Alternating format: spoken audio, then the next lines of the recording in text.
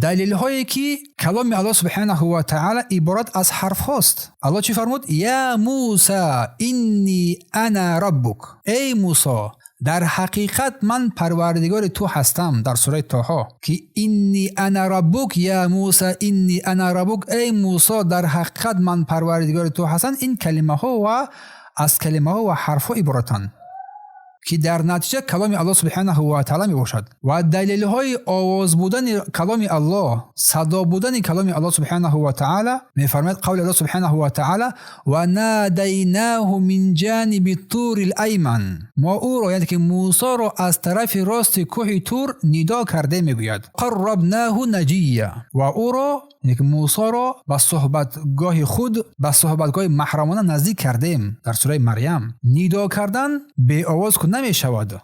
و حدیث عبدالله ابن انس از رسول الله صلی الله علیه و سلم روایت است که فرمود یحشر الله الخلائق یوم القیامه، که در بالا خواندیم الله سبحانه و تعالی مخلوقات را در روز قیامت گرد می آورد، جمع می کند. فینادیهم، بر آنها ندا می زند، بر آنها ندا می کند. بصوتین، با صدا، یسمعه، با صدایی که می شنود این صدا را کسی که قریب است و کسی که دور است. گفتم حدیث بخاری و امامان دیگر هم روایت کرده هستند. پس این عباره، این حدیث پیامبر اشاره بر آن میکند که حدیث مذکور دارای اعتبار بلند دارد. و گفتم امام بخاری این را دلیل گرفته هستند در صحیح خود. پس کلام الله سبحانه و تعالی حروف است، از حرف ها عبارت است و از آواز، از صدا عبارت است. و کلام الله سبحانه و تعالی قدیم است در نوعش و حادث است در افرادش، در واحد.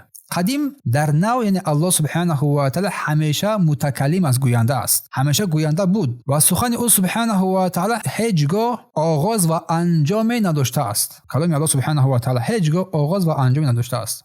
و حادث در احد، در افراد، که این کلام، این سخنگویی الله وابسته بر اراده الله سبحانه و تعالی می شود. هرگاه بخواهد و هر چی بخواهد، با هر کیفیتی بخواهد، با هر کسی بخواهد سخن میگوید الله سبحانه و تعالی. فهمو؟ بارک الله فیکم.